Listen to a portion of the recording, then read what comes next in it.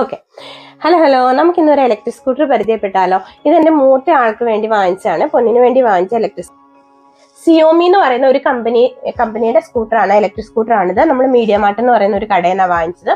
€189 ആയിരുന്നു ഇതിന്റെ റേറ്റ്. അപ്പൊ ഇതാണ് ഇതിന്റെ ബ്രേക്ക്, ഇത് ബെല്ല്, പിന്നെ ഇത് ആക്സിലേറ്റർ. നമ്മളിത് പുഷ് ചെയ്യുന്നതിനനുസരിച്ചാണ് ഇതിന്റെ ആക്സിലേറ്റർ കൂടുന്നത്. 25 കിലോമീറ്റർ സ്പീഡിലാണ് ഇത് മാക്സിമം പോകുന്നത്. അപ്പൊ ഇലക്ട്രിക് സ്കൂട്ടർ ആയതുകൊണ്ട് തന്നെ നമ്മളിത് ചാർജ് ചെയ്യണം. 5 hours എങ്കിലും മിനിമം നമ്മളിത് ചാർജ് ചെയ്യണം. അപ്പം ഇതാണ് ഇതിന്റെ സ്ക്രീൻ എന്ന് പറയുന്നത്.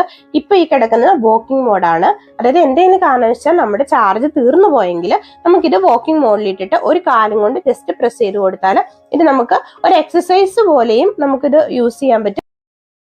നമുക്കിനി ഇപ്പോൾ ഇത് ട്രെയിനെ കൊണ്ടുപോകണമെങ്കിൽ നമുക്കിതിങ്ങനെ ഫോൾഡ് ചെയ്ത് കൊണ്ടുപോകാൻ പറ്റും. ഇവിടെ ഒരു ചെറിയ ലോക്ക് ഉണ്ട്, അത് മുകളിലേക്ക് പൊക്കിയിട്ട് പുറകോട്ട് വലിച്ചാൽ മതി. അപ്പോൾ അതിങ്ങനെ മടങ്ങി വരും.